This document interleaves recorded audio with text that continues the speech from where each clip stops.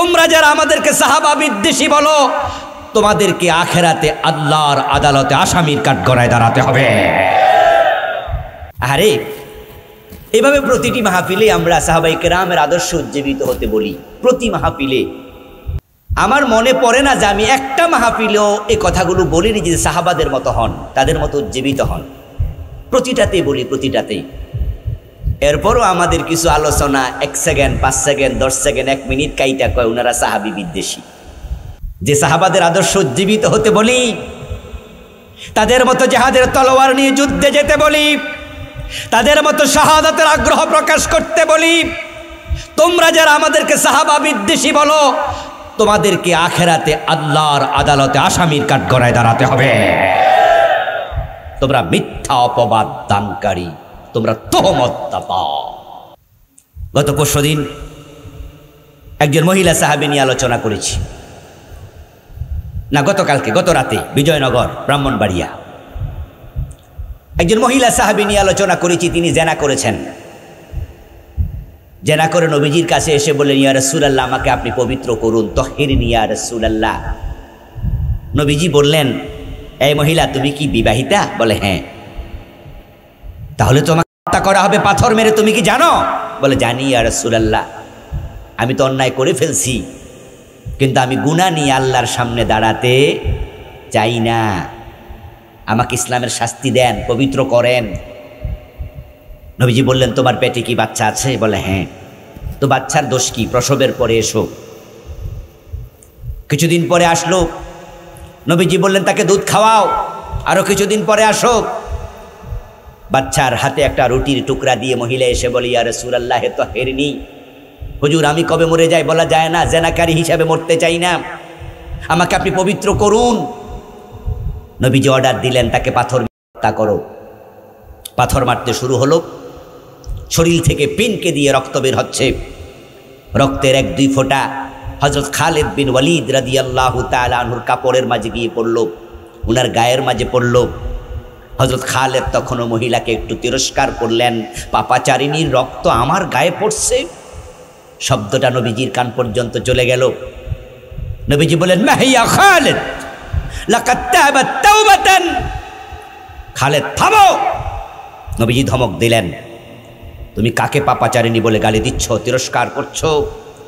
এ মহিলা এমন তওবা করেছে, তার তওবা যদি মদিনার 70 জন পাপাচারীর মাঝে ভাগ করে দেয়া হয়, আল্লাহ সবাইকে একসাথে ক্ষমা করে দেবে।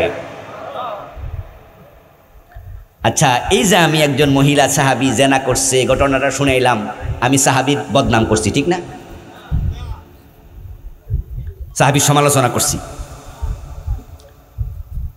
প্রিয় ভাইরা, একজন প্রকৃত মুসলমান যে ইসলামকে ভালোবাসে, সে কখনো নবী সাহাবীদের সমালোচক হতে পারে না, বরং তোমরা যারা বলো তোমরা মিথ্যাবাদী, তহমত দাতা।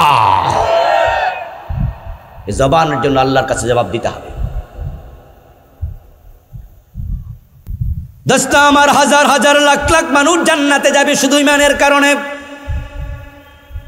ইমান এনেছিল, আমল করার টাইমটাও পায় নাই, কিন্তু জান্নাত পেয়ে যাবে। আবার কত মানুষ আছে আমলের অভাব নাই কিন্তু জান্নাত পাবে না, কারণ তাদের আমল ছিল, আসলে ইমানটাই ছিল না। নবীজি সাহাবী নবীজির কাছে হাজির হলেন মাথাটা নিচু করে। আতান নবিয়্যা রাজুলুন মুকান্না বিল হাদিদ, মাথার উপর একটা লৌহ বর্ম ছিল, অথবা মাথাটা নিচু করেছেন, নিচু করে রাসূলের কাছে আসলেন। যুবক মানুষ, অমুসলিম, এসে বলছি, ইয়া রাসূলুল্লাহ আউসলিমু আম কাতিল? ক্বালা আসলিম সুম্মা কাতিল। فأسلم ثم قاتل فقتل فقال النبي عليه السلام عمل قليلا وأجر كثيرا رواه البخاري। চিৎকার দিয়ে সুবহানাল্লাহ পড়েন ভাইয়া। ধৈর্য হারা হচ্ছেন না তো? আমরা কিছুক্ষণ কথা বলে শেষ করবো ইনশাআল্লাহ, ওঠাওঠি করবেন না। নবীজির কাছে যুবক এসে বলছে, হে রাসূল, আমি আপনার কাছে এসেছি ইসলাম গ্রহণ করতে, ঈমান আনতে, কিন্তু দেখতে পাচ্ছি আপনি যুদ্ধের মাঠে রওনা দিয়েছেন। আমি আপনার কাছে এখন জানতে চাই, আমি কি আপনার সাথে যুদ্ধে যাব নাকি আমি কালেমা পড়ে মোমেন হব? এখনো কি মোমেন হয়েছে? বন্ধুগণ কথা বলতে হবে তো। মোমেন হয়েছে, কিন্তু যুদ্ধে যাওয়া লাগে। এখনো বোঝে যে ইমান আনার পরে যুদ্ধে যেতে হয়। এটা ইমান আর আগে টের পাইছে, ইমান আর নাই নে বুঝা লাইছে। আর আমরা ইমান আনছি 70 বছর আগে, এখনো জেহাদের কথা শুনলে চেহারা কালো হয়ে যায়। মজা লাগে না? ইমান বোঝেন নাই যে? ও বেটা তো ইমান বুঝাইছে। আমার বন্ধু নবীজি সাল্লাল্লাহু আলাইহি ওয়াসাল্লাম তাকে বলেন, আসলিম সুম্মা কাতিল, আল্লাহর বান্দা তুমি আগে মুসলমান হও, তারপরে যুদ্ধের মাঠে চলো। ওই লোক যুদ্ধের মাঠে চলে গেল কালেমা পড়ার পরে। ওই যুদ্ধের পরে যারা শহীদ হলো সেই যুদ্ধে নবীজি সাল্লাল্লাহু আলাইহি সাল্লাম তাদের লাশগুলো একত্রিত করতে বললেন। নবীজি তাদের লাশগুলো দেখতে গেলেন। সামনে আগায়া দেখতে পান ওই যুবক যে কিছুক্ষণ আগে ঈমান আনছে তার লাশটাও পড়ে আছে। নবীজি তার কাছে গিয়ে বললেন, আমিলা কালিলান ওয়া আজরা কাসীরা, এই লোকটা আমল করেছে সামান্য, কিন্তু বড় পুরস্কার নিয়ে জান্নাতে চলে গেছে। ভাই সুবহানাল্লাহ বলতে মন চায় না? ও লোকটা কি নামাজ পড়ার টাইম পেয়েছে? জোরে বলেন না। রোজা পড়ার টাইম পেয়েছে? রোজা করছে? কেমনে কে জান্নাতে গেল? ইমানটা খাঁটি ছিল, ইমান আনছে, যুদ্ধের মাঠে চলে গেছে। নামাজের টাইম হয় নাই, টাইম পায় নাই, এর আগে শহীদ। আর আব্দুল্লাহ ইবনে উবাই এত নামাজ কালাম পড়েও জাহান্নামে সবার নিচে। বুঝতে হবে ইসলাম, বুঝতে হবে ইমান। ইসলামের প্রথম শহীদ হযরত সুমাইয়া বলেন রাদিয়াল্লাহু তাআলা আনহা। উনার শাহাদাত কি মদিনায় না মক্কায়? নামাজ ফরজ হয়েছে দ্বাদশ সনে, মেরাজের রাতে, হিজরতের 1 বছর আগে, মা সুমাইয়ার শাহাদাতের অনেক বছর পরে। তাহলে মা সুমাইয়া ফরজ নামাজ কি পড়তে পেরেছেন? কিন্তু শহীদ হয়ে তিনি কোথায় আছেন? কথা বলে না কেন? কোথায় আছেন? রোজা ফরজ হয়েছে 2য় হিজরিতে, হজ ফরজ হয়েছে 8ম হিজরিতে, যাকাত ফরজ হয়েছে 2য় হিজরিতে, সুমাইয়ার শাহাদাতের অনেক পরে। কিন্তু সুমাইয়া জান্নাতি, অলরেডি জান্নাতের নিয়ামত পাচ্ছে। শহীদরা জান্নাতে জীবিত, ইনদা রাব্বিহিম ইরযাকুন, তারা রিজিক পাচ্ছে। এখন সুমাইয়া রোজাও পেলেন না, হজও পেলেন না, যাকাতও পেলেন না, নামাজও পেলেন না, তিনি জান্নাত পেলেন তার ইমানের কারণে। ইমানের মাঝে কোনো ঘাটতি ছিল না, ইমান ছিল খাঁটি। ইমান আনার পরে দায়িত্ব শেষ নয়। যে ইমান তুমি আল্লাহর উপরে এনেছো, ওই আল্লাহর দিন বিজয়ের জন্য তোমাকে যুদ্ধের মাঠেও প্রয়োজনে শামিল হয়ে যেতে হবে। পীর সাহেব হুজুর জিকিরের ওয়াজ করলেন আজীবন, সকাল সন্ধ্যা 100 বার জিকির করো করো।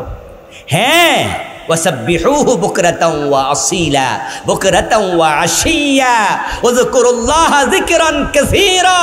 কত আয়াত আছে, আল্লাযীনা ইয়াযকুরুনাল্লাহা কিয়ামান ওয়া কুউদান ওয়া আলা জুনুবিহিম। জিকিরের আয়াত অভাব নাই। কিন্তু আপনাদের কাছে আমার জিজ্ঞাসা, আমার প্রশ্ন, প্রিয় ভাইয়েরা, সকাল সন্ধ্যায় জিকির করা ফরজ না নফল? কিন্তু জিহাদ করা? মাশাআল্লাহ, উত্তরটা একটু আরো জোরে দিয়েন, তাহলে আমি ভালো লাগবে শুনতে, সবাই বুঝবে।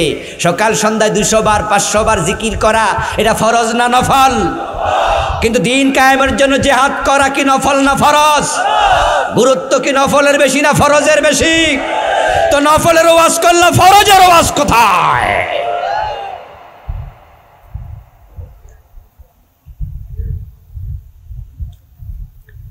আরে ভাই, নফলের ওয়াজ করলে নামাজ রোজা এগুলো ফরজ, জেহাদও ফরজ, নামাজও ফরজ, জেহাদও ফরজ।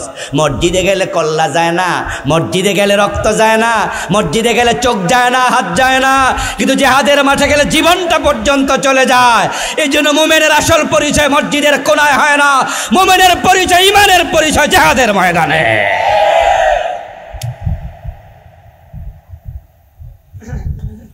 মুনাফিকরাও নামাজে যেত, কিন্তু যুদ্ধের মাঠ থেকে পালিয়ে যেত। ইযা কামু ইলাস সালাতি কামু কুসালা। আল্লাহ তাআলা মুনাফিকদের নামাজ প্রসঙ্গে কোরআনে বললেন, মুনাফিকরা যখন নামাজে দাঁড়ায় তারা অলস ভঙ্গিতে দাঁড়ায়।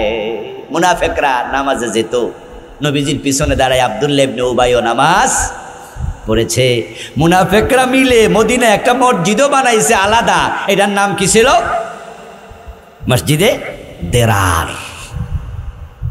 আল্লাহ নবীজিকে বলছে মসজিদটা আপনি ভাঙ্গা দেন, নবীজি এটা ভেঙে দিয়েছে। মুনাফিকদের মাথায় টুপি ছিল, তারাও মুখে দাঁড়িয়ে রেখেছে, তারা মুসলমান, স্বাস্থ্য আসলে মুসলমান না।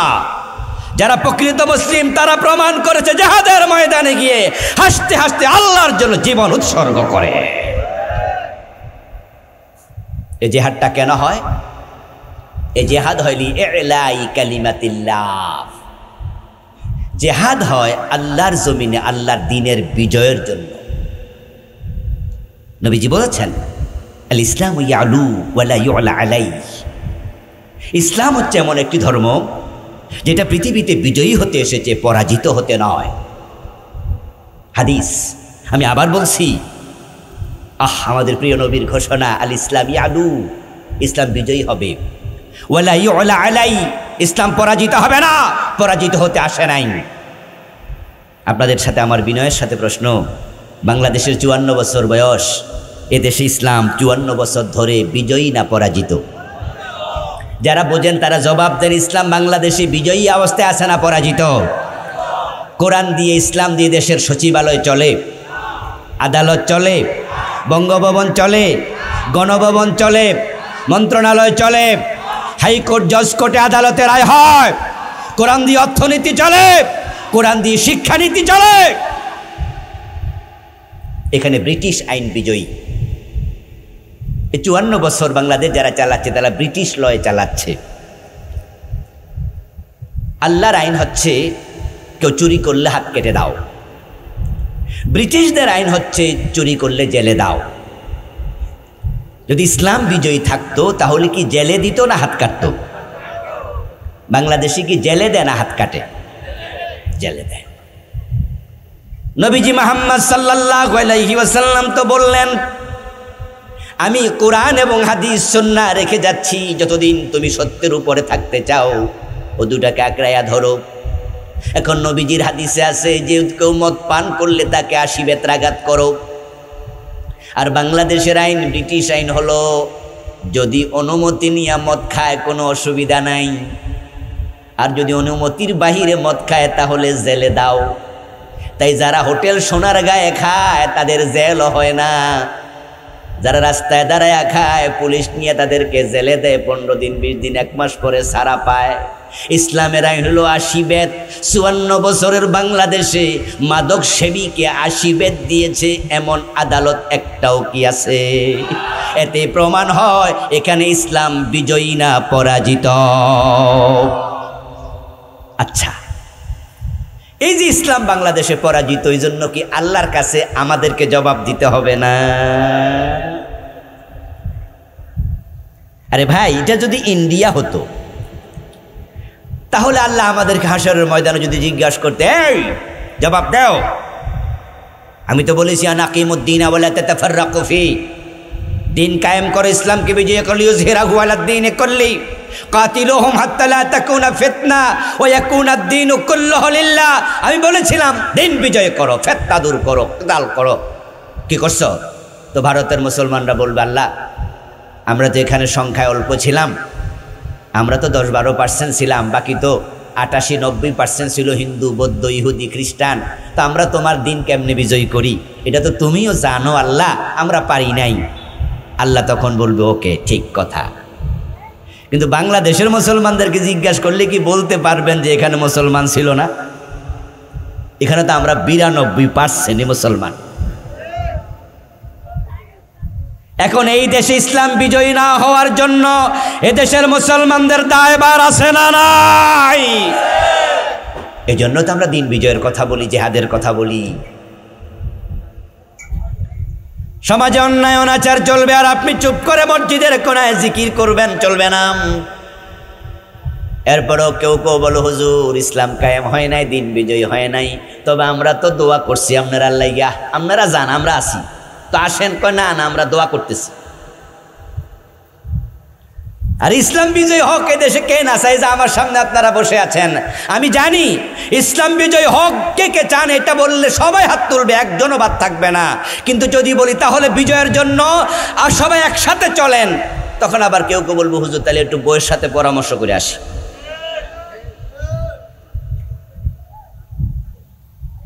যারা বউ নাই হেরা কার পরামর্শ? মায়ের সাথে করবে। পোলাপান কত দুষ্ট, জিগা আস্তে করে কয় যার বউ নাই পিছু টান দেবে। ইসলামের পক্ষে আছেন আছেন চলেন, না হুজুর আপনারা যান। আপনি দোয়া করছেন? হ্যাঁ দোয়াও লাগবে, দোয়াও লাগবে।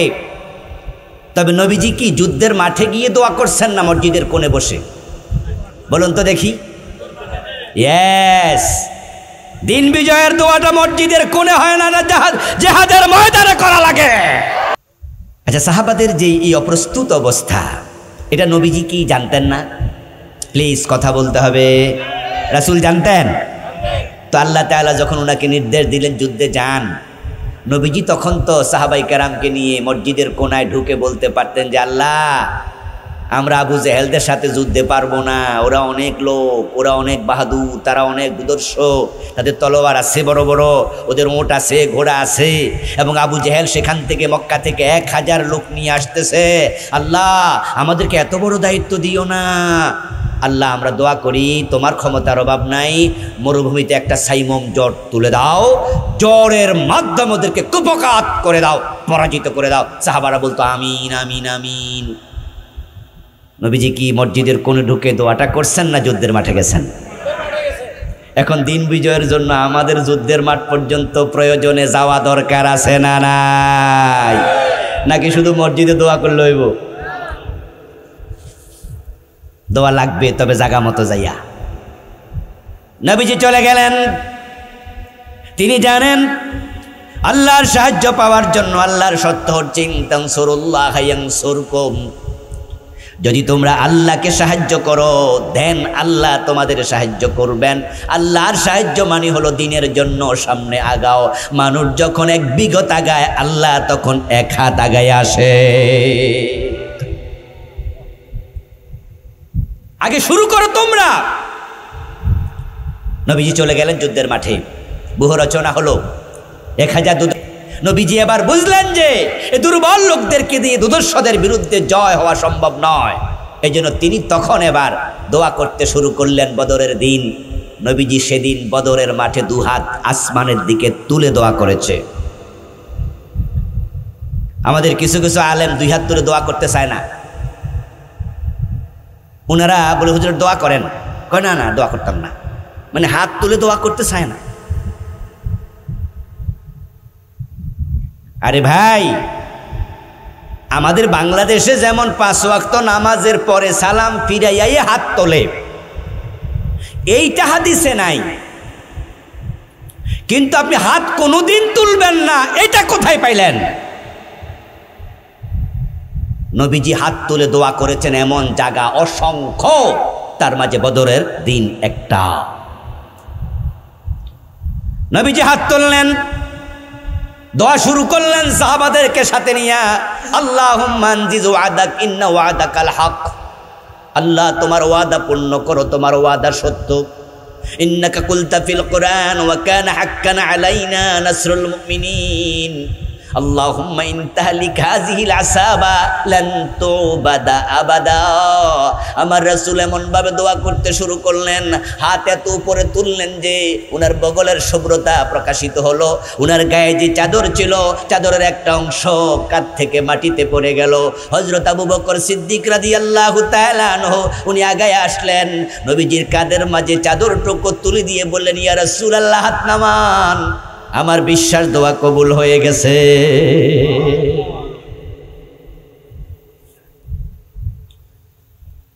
তার দোয়া করতে হবে, হে আল্লাহ তোমার ওয়াদা সত্য, তুমি কোরআনে বলেছো ওয়া কানা হাক্কান আলাইনা নাসরুল মুমিনিন, মুমিনদেরকে সাহায্য করে এটা তোমার দায়িত্ব। আমরা তো যুদ্ধের মাঠে এসেছি, আমাদের দায়িত্ব আমরা পালন করছি। বিয়ে করো, বৈধ স্ত্রীর সাথে বিছানা যাপন করো। এবার সন্তান দেয়ার মালিক কে? কি রে, লোকেরা আল্লাহ কই, তোর ভয় পায় নাকি? সন্তান দেয়ার মালিক কে? হ্যাঁ, এবার তুমি বলো, রব্বি হাবলি মিনাস সালিহিন ওয়া রব্বি লা তাদারনি ফারদান ওয়া আনতা খায়রুল ওয়ারিসিন। এবার দোয়া করো, আল্লাহ আমারে সন্তান দাও। আচ্ছা, বিয়ার আগে দোয়া করলে কেমন? আল্লাহ দিবটা কই? এখন আপনারা যে জিহাদ করার জন্য চিন্তা মাথায় নাই, যুদ্ধের মাঠ পর্যন্ত যেতে হবে এটা বোঝেন না, তো দিনের বিজয় হবে কিভাবে? আল্লাহ সাহায্য আসবে কিভাবে? সাহায্য পেতে হলে বাংলাদেশে দিন বিজয়ের প্রয়োজনে আবার তলোয়ার হাতে নিতে হবে। যদি প্রয়োজন হয় হতেও পারে, কিন্তু কারণ বাংলাদেশে ইসলামের বিজয় দেখলে ইন্ডিয়ার দাদা বাবুরা কিন্তু বসে থাকবে না। এদেশে কিন্তু ইসলামের বিজয়ের লক্ষণ দেখা দিয়েছে, এটা ভালো খবর। আমার মন বলে বাংলাদেশের জমিনের দিকে আরশের মালিক আল্লাহ রহমতের নজরে তাকাইছে। আল্লাহ রহমতের নজরে না তাকাইলে কিন্তু আমরা ফ্যাসিস্টদেরকে তাড়াতে পারতাম না।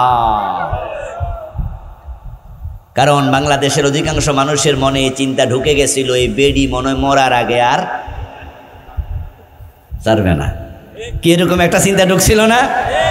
আমিও তো দুই এক জায়গায় মাঝে মাঝে বন্ধু বান্ধব গল্প করতে গিয়ে কইছি যে ভাই মন হয় আর লড়াছড়া করবো না। এবং বাংলাদেশের বিরোধী রাজনৈতিক দলগুলো যেমন দুর্বল হয়ে উঠছিল, তো সরাবে কে, কেমনে সরবে আমরা তো বুঝিও না। এবং তারাও এতটা ডিটারমাইন্ড ছিল যে তারা ক্ষমতা ছাড়বে না। তারা এত আত্মবিশ্বাসী ছিল, কনফিডেন্ট তাদের ছিল যে তারা ঘোষণা করেছে ভিশন 2041। মনে আছে?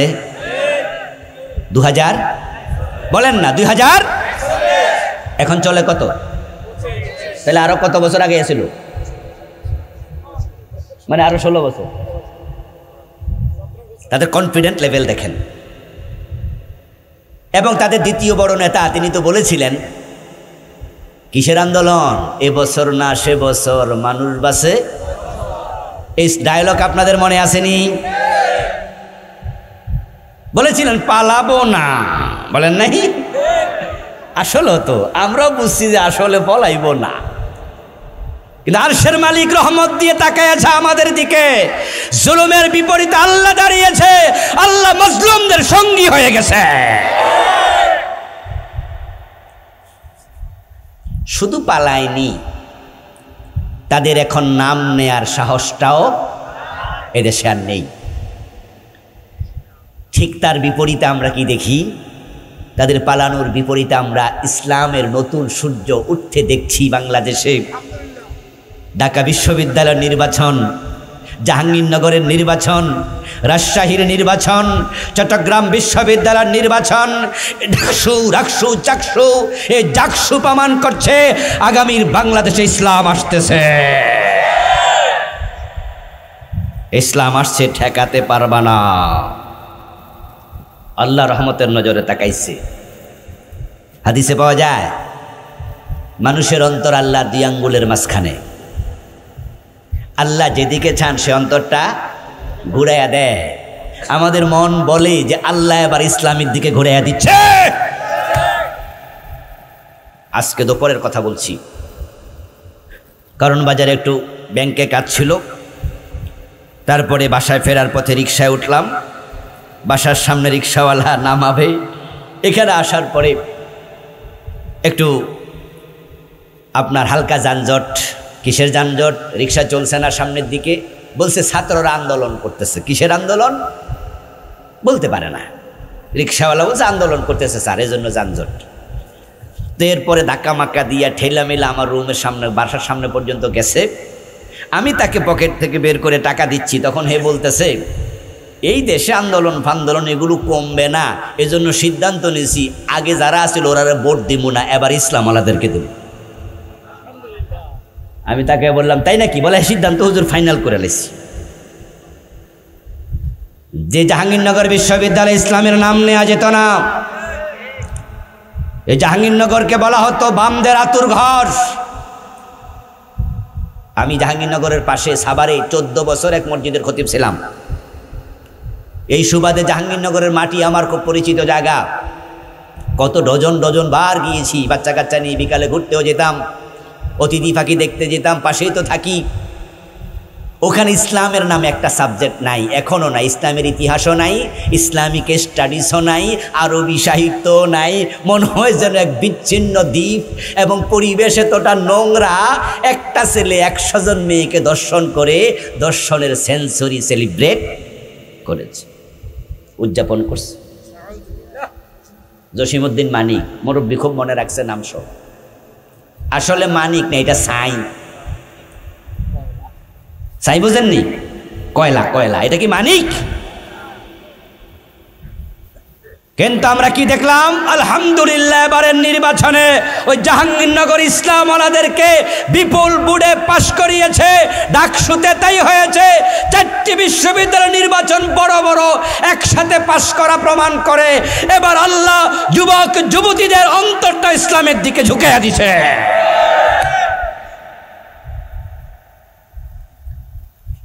বাংলাদেশ ইসলাম যখন উত্থান হবে, ইসলাম যখন আগাবে, তখন কি দাদা বাবুরা বসে থাকবে? ইন্ডিয়া থেকে এই ষড়যন্ত্র করবে। আমরা কিন্তু ভয় পাই না। আমরা এই ভিডিওর মাধ্যমে ইন্ডিয়া দাদা বাবুদেরকে মেসেজ দিতে চাই, আমাদেরকে ভয় পাওয়াতে পারবা না। তোমরা যদি গৌর গোবিন্দের রূপ ধরে আসো, আমরা শাহজালালের রূপ ধরে প্রতিরোধ করব।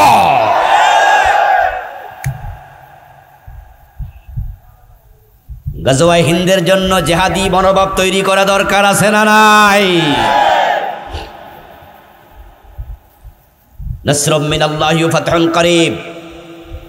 ইসলাম যখন সমাজে আসবে, এই রাষ্ট্রে ইসলাম কায়েম হবে, তখন দরজা খুলে ঘুমাতে পারবেন, চুরি হবে না। আর যদি কেউ চুরি করে ইসলামী আইনে তার হাত কেটে দেয়া হবে। আমরা এমপি মন্ত্রী কাউকে ছাড় দেব না।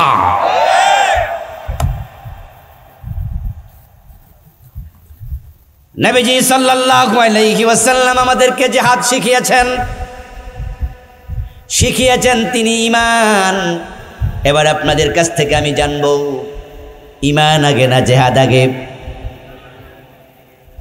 কথা বলতে হবে তো। কথা কি বুঝে আসতেছে? তাহলে কথা বলুন, ঈমান আগে না জিহাদ আগে? ঈমান হচ্ছে 1 নাম্বার। এজন্য এখানে শুরুতে কিসের কথা আছে? ঈমানের কথা। ঈমান বড় দামি জিনিস। এই পৃথিবীতে ঈমানের মতো মূল্যবান আর কোনো জিনিস নাই। এই জন্য মুসলমান সবার আগে ঈমানের যত্ন নিতেই হবে। কিন্তু কষ্টের সাথে বলছি, আমাদের এই বাংলাদেশে সবচেয়ে বেশি দৈন্যতা, অভাব যেটা, আর সেটা হলো ঈমান। নামাজি আছে অনেক, আলহামদুলিল্লাহ, রোজাওয়ালা আছে, হাজি আছে, গাজী আছে, কিন্তু ঈমানওয়ালা মানুষ কমে গেছে। এই যে আমার সামনে এখানে হাজার হাজার মানুষ, এখানে কিন্তু 95% বেশি নামাজি। বেনামাজি এখানে খুব একটা নাই। রমাদানে রোজা রাখে এমন লোকে এখানে 90% বেশি। আমার মন বলে এখানে সব ভালো মানুষ, কিন্তু যদি ঈমান কয়জনের আছে প্রশ্ন আসে, তাহলে উত্তর কিন্তু আমি দিতে পারবো না। আমাকে যদি বলে সম্ভাব্য একটা বলেন, তাও আমি বলবো সরি, আল্লাহু আলাম, আল্লাহ ভালো জানে। কারণ নামাজ দেখা যায়, রোজা দেখা যায়, টুপি দেখা যায়, দাড়ি দেখা যায়, পাঞ্জাবি দেখা যায়, কিন্তু ঈমান থাকে কলবে, এটা কি দেখা যায়? যার অন্তরে ঈমানের সাথে শিরিক ঢুকেছে, ওই শিরিক তার ঈমানটাকে শেষ করে দিয়েছে। যার অন্তরে ঈমানের সাথে কুফর ঢুকেছে, ওই কুফর তার ঈমানকে মেরে ফেলেছে। যার অন্তরে ঈমানের সাথে নেফাকে ইতিকাদি ঢুকেছে, তার ঈমানটা মরে গেছে। হাজার হাজার নামাজি মুশরিক কাফের হয়ে বসে আছে, হাজার হাজার লাখ লাখ।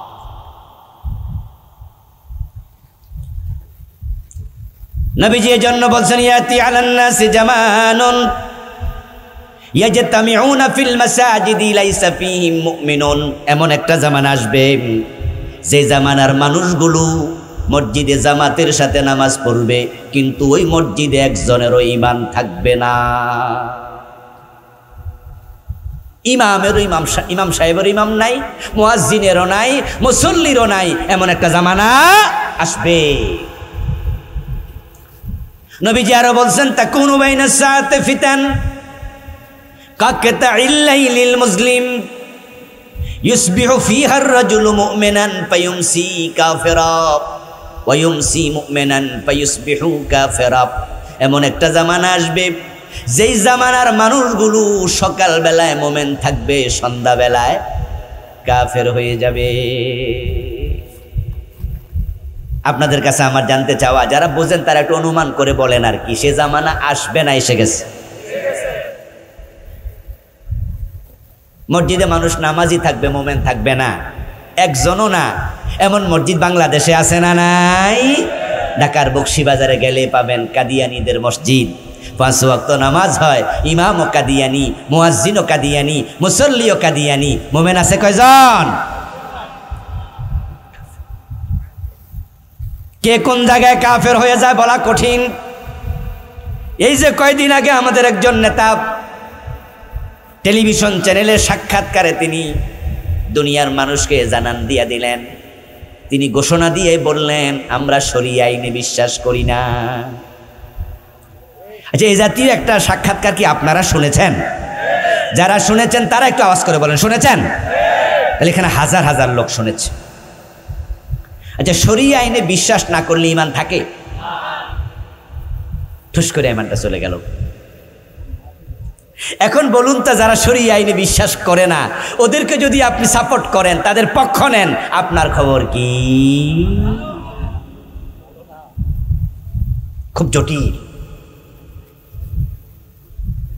কাফের হওয়ার জন্য আল্লাহর পণ্য কোরআন অস্বীকার করা লাগে না, বরং কোরআনের একটা অক্ষর অস্বীকার করলেও তার ঈমান আর থাকবে না। এই জন্য নামাজ, রোজা, হজ, যাকাত সব লাগবে, কিন্তু সবার আগে ঈমান, সবার আগে ঈমান। আব্দুল্লাহ ইবনে উবাই নামাজ পড়তো, রোজা রাখতো, নবীজির পিছনে দাঁড়ায় নামাজ পড়েছে, কিন্তু সে জাহান্নামে থাকবে ফেরাউন এবং নমরুদেরও নিচে। কারণ তার দাড়ি ছিল, টুপি ছিল, নামাজ ছিল, কিন্তু ঈমান ছিল না। নবীজি বলছেন, মান ক্বালা লা ইলাহা ইল্লাল্লাহু সুম্মা মাতা আলাইহি দাখালাল জান্নাহ। যে ব্যক্তি কালেমা পড়বে এবং এই কালেমা নিয়ে, ঈমান নিয়ে মৃত্যুবরণ করবে, মরতে দেরি, আল্লাহর জান্নাতে যেতে দেরি হবে না। ঈমানের খুব দাম ভাই, যত্ন করিয়েন, খুব ধন্যতা চলছে। আপনাদের বাড়ির পাশে যে পুকুর আছে,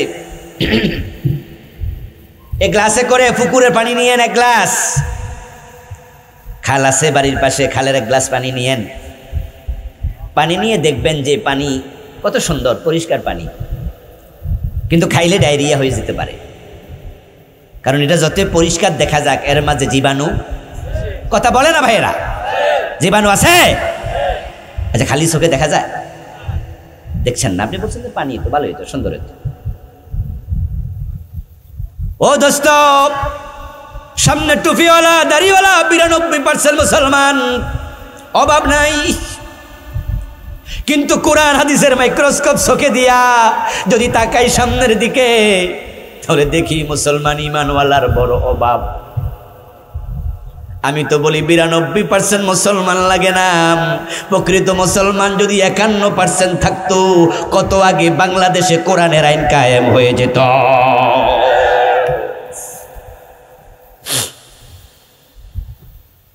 বরং এগুলো ভোটার লিস্টের মুসলমান। কাজীর গরুর মতো কিতাবে আছে, গোয়ালে নাই, বইতে আছে। এই যে আমার সামনে একটা কাগজ, যদি আমি কাগজের এখানে লিখি সরাইয়া গরু সুকার বুদন্তান্ন, উচ্চারণ কি হবে? বলেন না, বলেন না। কাগজটা পুড়ে যাবে। যদি লিখি পোয়াকার বা নরসিকান্নি, উচ্চারণ কি হবে? কাগজটা ভিজবে। কেন লিখলাম? তো উত্তর হলো লিখায় আছে বাস্তবে। বাস্তব আগুন হলে পুড়ে যেত, বাস্তব পানি হলে ভিজে যেত। আরে 92% মুসলমান লাগে না, যদি 51% বাস্তব মুসলমান থাকতো, কত আগে আল্লাহর দিন বিজয় হয়ে যেত।